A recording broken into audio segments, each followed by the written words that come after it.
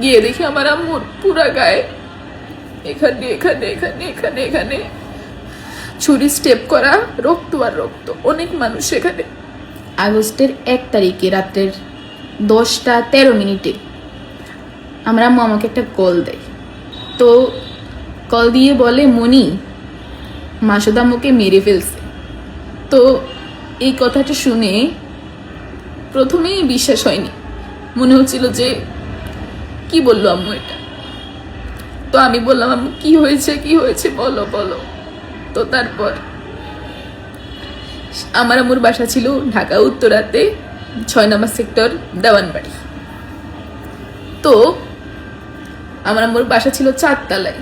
সিঁড়ি দিয়ে নামছি দেখলাম যে 3 তলা থেকে সমস্ত রক্ত, সিঁড়ির প্রতিটা কোনায় কোনায় রক্ত ছিটকা। আমি হয়তো ভেবেছি হাতাহাতি হয়েছে। নামতে নামতে এক পর্যায়ে বাসার নিচ পর্যন্ত আমি দেখলাম অনেক লোকজন। তারপর ওনাদেরকে বললাম, আমার আম্মু কোথায়? বলে, তোমার আম্মু 3 তলায়। বললাম, 3 তলায়? আমার কি হয়েছে বলে, ওইখানে গেলে দেখবা। পরে গিয়েছি 3 তলায়, গিয়ে দেখি আমার আম্মুর পুরা গায়ে এখানে এখানে এখানে এখানে এখানে ছুরি স্টেপ করা, রক্ত আর রক্ত, অনেক মানুষ সেখানে। আমি অনেক চিৎকার করলাম, আম্মু কি হয়েছে? হসপিটাল নিচ্ছেন না কেন আপনারা? দৌড়াদৌড়ি করে নিচে রিক্সা আনলো, আমি একা একা হসপিটাল নিয়েছি আমার আম্মুকে। হসপিটালে নেওয়ার সময় অনেক বৃষ্টি আসে, রাত্রে 10:30 বেজে যায়। তখন অনেক বৃষ্টি আসে, জোরে বৃষ্টি আসে। আমার আম্মু এভাবে এভাবে এভাবে কাতরাইতেছে। আমার আম্মুর মাথাটা আমার গায়ের উপরে ছিল। আমার সাথে একজন রিক্সাওয়ালা ছিল শুধু রিক্সার মধ্যে। আমি তো ঢাকার কিছু চিনি না, 1 সপ্তাহ হয়েছে ঢাকা গিয়েছি। তারপরে আম্মু শুধু বললো, মনি, মাসুদ আম্মুকে কেন মারলো? শুধু বললো, মনি, মাসুদ আম্মুকে কেন মেরে ফেললো? আমি তখন বলি, আম্মু আমার জন্য। বলি, আমি তোমার সাথে সেদিন দোকানে যাইনি কেন? গেলে তো তোমার এমনটা হইতো না। এখনো পর্যন্ত আমি রিগ্রেট ফিল করি আমি কেন দোকানে গেলাম না। সেদিন আমার আম্মুর একটা শোরুম ছিল উত্তরাতে। তারপর আমার আম্মুকে জায়গায় জায়গায় আঘাত করে গা থেকে শুধু রক্ত পড়তেছে, আমার পুরো গা ভেসে যায়। আমার আম্মু তখন 10-15 বার লা ইলাহা ইল্লাল্লাহ লা ইলাহা ইল্লাল্লাহ পড়তেছে। আমি বুঝতে পেরেছি যে আম্মু বাঁচবে না, কারণ এত রক্ত আমি আমার জীবনে কোনোদিনও দেখিনি। কুর্মিটোলা হসপিটালে নিয়েছি। যখন রিক্সা যাচ্ছিল আমার আম্মুকে নিয়ে আমি যাচ্ছিলাম, তখন যাই আমি কোনোদিনও কারোর কাছে সরি বলিনি আমার লাইফে। তখন আমি সবাইকে, সবার পা ধরতে বলছি, আমার আম্মুকে একটু বাঁচান, আমার পাশে একটু আসেন। কেউ আসে নাই, সবাই ভয় পেয়েছে। মার্ডার কেস তো। কুর্মিটোলা হসপিটালে নেওয়ার পরে ওরা হয়তো আমাকে ঠুমকো ভেবেছে, বুঝেছে হয়তো আমার কাছে টাকা নেই। আমি শুধু আমার বাবাকে কল দিয়েছি, বাবা আমাকে কয়েক লাখ টাকা পাঠান। বাবা বললো, আমার যত কোটি টাকা লাগে আমি দিব, তোমার আম্মুকে বাঁচাও। সাহস পাই আমি বলি, আমার আম্মুকে শুধু বাঁচান। সবার পা ধরছি, কোনোদিনও কারোর পা ধরি নাই জীবনে। সবার পা ধরছি, হসপিটালের নার্স, রিক্সাওয়ালা, ডাক্তার, সবাই। ওই হসপিটালে আইসিইউ ছিল না, ইমার্জেন্সিতে নেওয়া হয়েছিল আম্মুকে। ওরা বললো 1% চান্স আছে বাঁচার। আমি তারপরেও বললাম, একটু চেষ্টা করেন। আমার আম্মুকে রক্ত হালকা বন্ধ করার চেষ্টা করেছে, ব্যান্ডেজ করে ঢাকা মেডিকেল রেফার করে দেয়। সেখান থেকে আবার অ্যাম্বুলেন্স করে একটা মেয়ে আমি ঢাকা দিয়েছি। 1 সপ্তাহ হয়েছে, রাস্তাঘাট কিছু চিনি না। আমার তখন 18 বছর বয়স। এই বয়সে আমি এত কিছু কিভাবে সহ্য করি? যখন অ্যাম্বুলেন্স করে ঢাকা মেডিকেল নিচ্ছি, আমি একটাবার আমার আম্মুর দিকে তাকাই নেই। কেন? কারণ আমি জানতাম আম্মু বাঁচবে না। এটা যদি আমি তখন ব্রেনে ঢুকাই ফেলতাম যে আমার আম্মু বাঁচবে না, তাইলে আমি সেখানে মরে যেতাম। আমি সাহস রাখছি বুকে। আমি আমার আম্মুর দিকে তাকাইনি, অন্যদিকে ফিরে শুধু অ্যাম্বুলেন্স চলাকে বলতেছিলাম, জোরে চালান, ঢাকা মেডিকেল নিতে হবে, আমরা ওকে বাঁচাইতে বলছি, ঢাকা মেডিকেল নিতে হবে, আম্মুকে বাঁচাইতে হবে। তারপরে নিচে একটু তাকিয়ে দেখলাম পুরো অ্যাম্বুলেন্সের নিচে ভেসে গেছে রক্ততে। ঠিক আছে, তারপরে আম্মুকে নিয়ে ঢাকা মেডিকেল যাই। ঢাকা মেডিকেল নেওয়ার পরে ইমার্জেন্সিতে নেয় আম্মুকে। নেওয়ার পরে ডাক্তাররা বলে, তোমার আম্মুর পালস নাই। পরে আমি বলি না, আইসিইউতে নেন, আপনাদের যত টাকা লাগে আমি দিব। আপনারা হয়তো ভাবতেছেন আমার কাছে টাকা নাই, যত টাকা লাগে আমি দিব। তখন আমি মনে করছি কি, আমি ছোট মানুষ, ওরা হয়তো মনে করছে আইসিইউতে নিলে টাকা পয়সা যাবে, ও দিতে পারবে না। আমার পাশে তো কেউ নেই, আমি একা একা। তারপরে ওরা আমাকে বুঝতে পারার জন্য ওরা নিচে কি একটা রুমে নিচে হার্টবিট চেক করার জন্য। হার্টবিট তো পাইনি, আমার তো মারা গেছে। পরে বলে তোমার আমি 1 ঘন্টা আগে মারা গেছে। পরে আমার আম্মুর লাশটাকে বের করে দেয় ঢাকা মেডিকেল থেকে, সাদা কাপড় দিয়ে বাইরে রেখে দেয়। তখনও আমার পাশে কেউ নেই। আমার বাবা তখন নোয়াখালী থেকে রাত্রের 2:30 বাজে ট্যাক্সি একটা বুক করে, আমার ভাই আগে চলে আসছে রিফাত, আমার বাবা পরে আসছে। আসার পরে আমি তো কান্না করতেছি আমার আম্মু, আমি শুধু বলি আমার আম্মু ছাড়া তো আমার কেউ নাই। তখন আম্মুকে ওরা ফ্রিজে রেখে দিয়েছে হসপিটালে।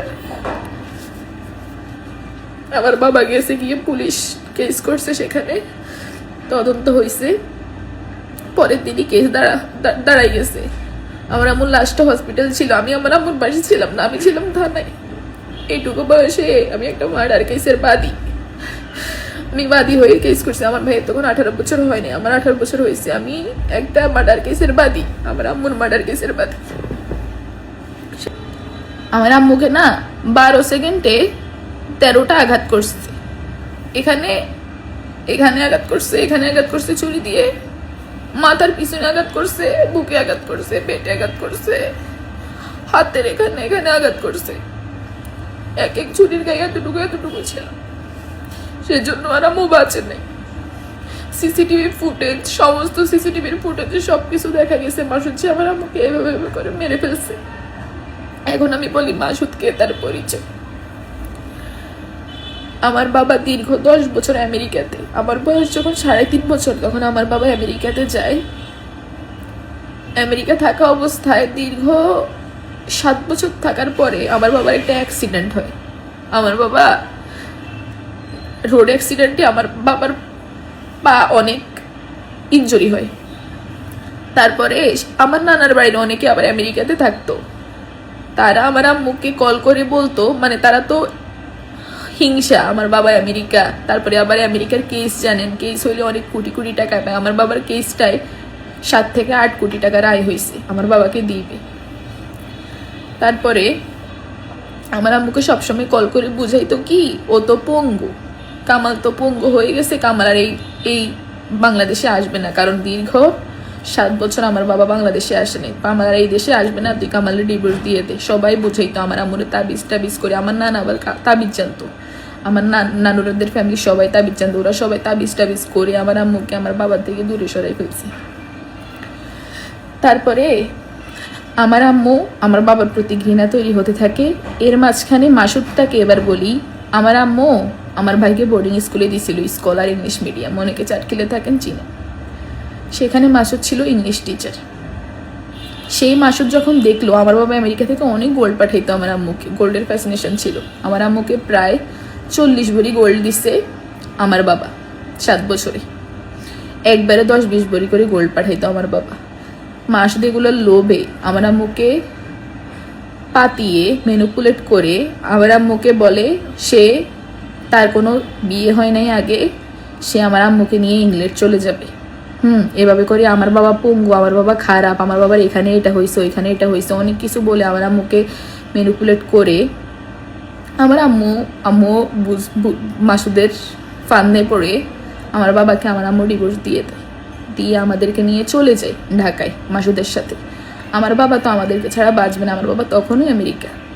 তো আমার বাবা আমাদেরকে আমেরিকা থেকে সাংবাদিক ধরে আমার দাদুর বাড়ির সবাই মিলে আমাদেরকে আমার আম্মুর কাছ থেকে নিয়ে চলে আসে আমার বাবার কাছে। তারপর থেকে আমরা আম্মু ছাড়া, আমার ক্লাস 6-এ আমার আম্মু চলে গেছে। আজকে আমি অনার্স ফার্স্ট ইয়ারে পড়ি, এতদিন আমি আম্মু ছাড়া, আমার আম্মু নেই। তারপরে এই মাসুদে আমার আম্মুকে নিয়ে সেখানে নিয়ে আমার বাবার এত 35 লাখ টাকা ক্যাশ, 40 ভরি গহনা, এগুলো নিয়ে সে একটা একটা কোম্পানি খোলে যেখানে ব্যাগ ট্যাগ বানায়, চামড়ার কারখানা দেয়, সেই কারখানায় সে মাইর খায়। এত লাখ টাকার গহনা বিক্রি করছে, সেইখানে মাইর খেয়ে সে পুরো নিঃস্ব হয়ে যায়। তারপরে সে আর কি করে, আমার আম্মুকে কাজ ঢুকাই দেয়। আমার আম্মু পার্লারে কাজ করতো, আমার আম্মু আবার পার্লারের কাজ জানতো। পার্লারের কাজ করে আমার আম্মু সংসার চলাইতো। তখন যখন দেখছে আমার আম্মু সংসার চলে না, আমার আম্মু নানাদের বাড়ির থেকে হেল্প নিয়ে আমার মামাদের সহায়তায় মাসুদকে বিদেশ পাঠায় দুবাই যাওয়ার পরে মাসুদ পুরো পোল্ট্রি নিয়ে নিছে। মাসুদ দুবাই যাওয়ার পরে আমার আম্মু জানছে মাসুদের আরেকটা বিয়ে হয়েছে আগে। সে সেই বোর খবর সবসময় রাখে, তার সেই করে একটা মেয়েও আছে। মেয়ে এখন মনে ক্লাস 4 বা 5 পড়ে। এবার বলেন আমার আম্মু থাকবে এটা কিভাবে? আমার আম্মু সবসময় কল দিয়ে বলতে, মনি মাসুদ আম্মুর সাথে খুব খারাপ ব্যবহার করে, খুব খারাপ। মাসুদ আম্মুকে কল দেয় না, জানো মনি? মাসুদ আমাকে 2-3 দিন পরে কল দেয়। মাসুদ মনে হয় চায় আম্মু নিজের থেকে মাসুদকে ছেড়ে দিই। তখন আমি বললাম, আম্মু তাইলে ছেড়ে দাও, আমি তো সবসময় আমার আম্মুর পাশে আছি। তাইলে বলছি, আম্মু তুমি মাসুদকে ছেড়ে দাও, তুমি আমার বাবার কাছে চলে আসো। আমি আমার বাবাকে ডাইরেক্ট বলছি, আমার বাবা এত ভালো মানুষ জানেন, এই পৃথিবীতে হয়তো এমন বাবা পাওয়া যাবে না। আমার বাবা দ্বিতীয়বার বিয়ের কথা কল্পনাও করে নাই আমার আম্মু যাওয়ার পরে। তারপরে আমার আম্মু বলছে আচ্ছা ঠিক আছে, বাবার কাছে চলে আসবে। মাসুদ তখন বিদেশ 3 বছর রানিং। বাবার কাছে চলে আসবে, কারণ মাসুদ আমার আম্মুকে অনেক জ্বালাতন করতেছিল। আমার আম্মুর কাছে শুধু টাকা চাই, আমার আম্মুকে গালাগালি করে। এরপরে কি হয়েছে, যখন মাসুদ শুনছে আম্মু বাবার কাছে চলে আসবে, তখন মাসুদ বিদেশ থেকে বলে, তিনি তো আমার আম্মু তো তার ওয়াইফ, বলে তোর কিছু ভিডিও আছে আমার কাছে, মানে হয়তো ওই রকম নোট ভিডিও। তো আমার আম্মু ভয় পেয়ে যায়। তারপরে এগুলা ধমক দেখানোর পরে, কারণ আমার আম্মু তো তখন মাসুদকে ডিভোর্স দিয়ে দিবে। মাসুদ তো আমার আম্মুর সাথে প্রতারণা করছে, টাকা পয়সা খাইছে, গালাগালি করতেছে, এখন আরও টাকা দিতে থাকে। আমার আম্মু সেনাবাহিনী ক্যাম্পে মাসুদকে নিয়ে একটা এফআইআর করে যে মাসুদ আম্মুর সাথে এভাবে করছে। আমি আমার ভিডিওর কমেন্ট বক্সে সবগুলা মাসুদকে ডিভোর্সের পিকচার, ছবি, এই মাসুদের কথা বলতেছি, এই মাসুদের আগে একটা মার্ডার কেসের আসামি, 9 নম্বর আসামি এই মাসুদ। আমার আম্মু ভালোবাসায় এত অন্ধ হয়ে গেছিল, মাসুদ এমনভাবে বুঝাইছে যে আমার আম্মু থেকে টাকা নিয়ে পালাই গেছে দুবাই। এই মাসুদটা আগেও একবার খুন করছে, 9 নম্বর আসামি সেই মার্ডার কেসের এই মাসুদের ছবি আমি দিয়ে দিব। তারপরে আপনাদেরকে সবকিছু দেখাবো, আবার আম্মুকে যে মারা হয়েছে সিসিটিভিতে আসছে, সবকিছু আপনাদের সাথে শেয়ার করব। তারপরে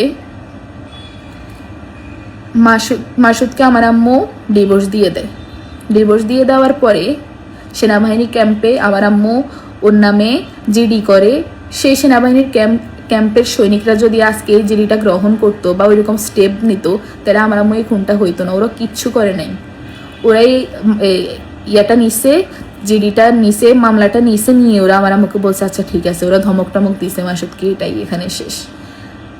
তারপরে আমার বাবা সব রেডি করতেছিল, আমার আম্মুকে নিয়ে আসবে। আমার যখন ইন্টার পরীক্ষা শেষ হয়, জুলাইয়ের 18 তারিখে আমার ইন্টার পরীক্ষা শেষ হয়। আমি 23 তারিখে ঢাকা চলে যাই, 30 তারিখে আমার আম্মুকে মেরে ফেল। ক্লাস 6 আম্মু চলে গেছে। তারপরে এত বছর পরে আম্মুকে পাইছি। সৃষ্টিকর্তা হয়তো আমাদের কপালে এটাই রাখছে যে মায়ের ভালোবাসা কোনোদিনও পাবো না। আম্মুকে 1 তারিখেই মেরে ফেলে। তারপরে আমরা মাসুদের নামে যে এফআইআরটা করছি, বাংলাদেশে এমন কেন প্রকাশ্যে খুন করা হয়েছে সবার সামনে, জানেন? বাড়িয়ালির সামনে মারা হয়েছে, ঢাকার বাড়িয়ালি, উত্তরা দেওয়ান বাড়ি 6 নম্বর সেক্টরে বাড়িয়ালির সামনে আমার আম্মুকে এমনি মনে করে ছুরি দিয়ে মারছে। সবাই দেখছে। এই কেসটার 1 বছর হয়ে গেছে, কোনো কেস আগায় না। আমরা সুপ্রিম কোর্টের লয়ার ধরছি, বিশেষ করেন সুপ্রিম কোর্টের 30 বছরের সিনিয়র লয়ার ধরছি, তারপরেও ওরা জামিন চায়। এই মার্ডার কেসের আসামি জামিন চায়, বলে জামিন দেন। আমাদের আসামি অসহায় মারছে আমার আম্মুকে, আমাদের এত কষ্ট, কিভাবে মারছে, আবার জামিনও চায়।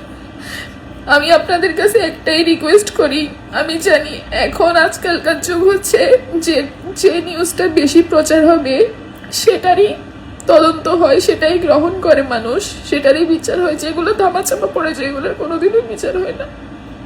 আপনারা ভিডিওটা একটু শেয়ার করে দিবেন। আমি মাননীয় তারেক জিয়ার কাছে বিচার চাই, কারণ উনি বর্তমান প্রধানমন্ত্রী। যেটা সত্যি সেটা বিচার করা হোক।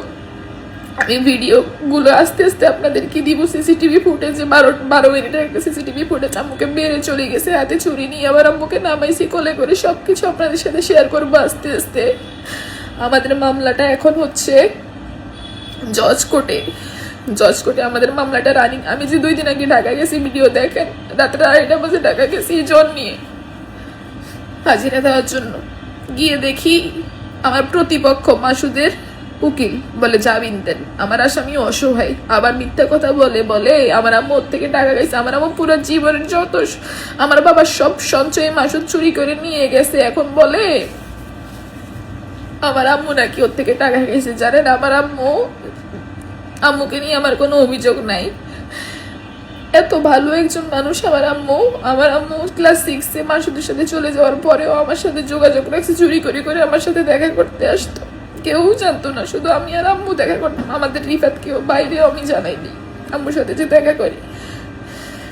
অনেক স্বপ্ন দেখছি আম্মুর সাথে থাকবো। ইন্টারের পরে আমি বাবাকে সবসময় বলতাম আমি আমার আম্মুর কাছে চলে যাবো, তোমার কাছেও থাকবো, আম্মুর কাছেও থাকবো। অনেক কষ্ট করে বাবারে মানাইছি, আম্মুর সাথে 7 দিন থাকতে পারছি। আমি দিনে 7-8টা করে ওষুধ খাই, শুধু আমার কানে ওইটা বাজে, মনি মাসুদ আম্মুরে মেরে ফেলছে। এই কথাটা যখন আমার মাথার মধ্যে আসে, আমার মাথাটা তা পুরো পাগল হয়ে যায়। আপনারা ব্লগে দেখেন, মেয়েটা মনে হয় বেশি উড়ে। কতটা মানসিক চাপের মধ্যে আমি আছি। আজকে শেয়ার করছি আমার আম্মুর কি হয়েছে জীবনে, কি ঘটনা। আমি শুধু চাই আপনারা এটার একটা তীব্র নিন্দা জানান। এভাবে একজন মানুষকে কিভাবে মেরে ফেলে 12 সেকেন্ডে এতগুলো আঘাত করে। আমি আবারও বলি, আমার আম্মু সিঁড়ি দিয়ে উঠতেছিল, আমার আম্মুরে চুল চেপে ধরে কয়েকটা মারছে। আমার আম্মু বাঁচার জন্য বাড়িওয়ালা দরজা কলিং দিদি ভিতরে ঢুকছে, নিচে রেখে এভাবে করে মেরে ফেলছে।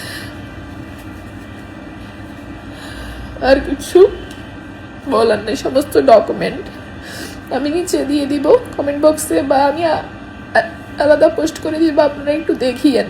এই মাসুদ বাড়ি হচ্ছে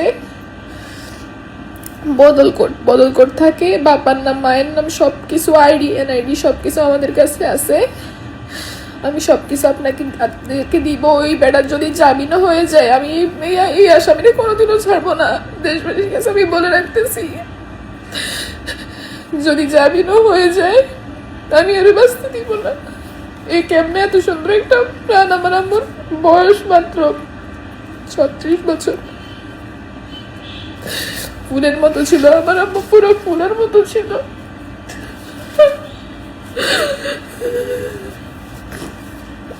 আমার আম্মুরে মেরে ফেলছে। আমি বিশ্বাস করতে পারি না। আগস্টের 1 তারিখে আমার আম্মুর মৃত্যুবার্ষিকী। আমি সবসময় টাকা জমাই আমার আম্মুরে গিফট করতাম। আমি এখন টাকা জমাইতেছি, মৃত্যুবার্ষিকী পালন করবো আমার আম্মুর। হ্যাঁ, আমি টাকা জমাই আমার আম্মুর মৃত্যুবার্ষিকী পালন করি এখন। এটা কেমন দেশ, কোনো বিচার নাই, কিছু নাই। বিচার কেন হয় না এই দেশে? টাকার কাছে কি সবাই হেরে যায় নাকি? হ্যাঁ, আমরা তো সুপ্রিম কোর্টের লয়ার ধরছি, কেস নিয়ে পারাপারি করতেছি। টাকা দিলে কি ওরা কেস জামিন দিয়ে দিবি ওনাকে? তারা যদি এখন কিছু টাকা খাওয়ায় জজ তো জামিন দিয়ে দিবে। হ্যাঁ, ওই মাসুদ বের হইতো আমারেও মেরে ফেলবে। ওই মাসুদ হুমকি দিছে। মাসুদ বলে ওই দিন আমারেও মেরে ফেলতো। ওই পরিকল্পনা নিয়ে আসছে আমাকে আর আমার আম্মুকে মেরে ফেলতো। ওই দিন আমার আম্মু আমারে বাঁচানোর জন্য 4 তলায় চায় নাই, আমার আম্মু 3 তলায় ঢুকছে। যখন দেখছি চুরি বাইর করে আমার আম্মুরে মারে, দেখেন আমার আম্মু আমারে বাঁচানোর জন্য আমার আম্মু 3 তলায় গেছে। আমি শুধু বলি, এটা সমস্ত মিডিয়া ফেস করতে আমি রাজি আছি। তখন আমাকে সমস্ত মিডিয়ার লোকরা কল দিছে, আমি ফেস করি নাই। এখন আমার মনে হয় ইট ইজ হাই টাইম আমার ফেস করা উচিত। আমি সমস্ত মিডিয়া, সমস্ত মানুষের কথার প্রশ্নের উত্তর দিব। যেখানে ডাকেন আমি প্রস্তুত। শুধু আমি চাই মাননীয় প্রধানমন্ত্রী তারেক রহমানের কাছে পৌঁছে দিন, আমার আম্মুর এই ঘটনার তদন্ত করুন, বিচার করুন। যেটা সত্যি, যেটা লিগেল, ওইটাই করবেন। মিথ্যা কিছু দরকার নাই। সমস্ত ভিডিও ফুটেজ আমি একটু করে আপনাদেরকে প্রোভাইড করতেছি।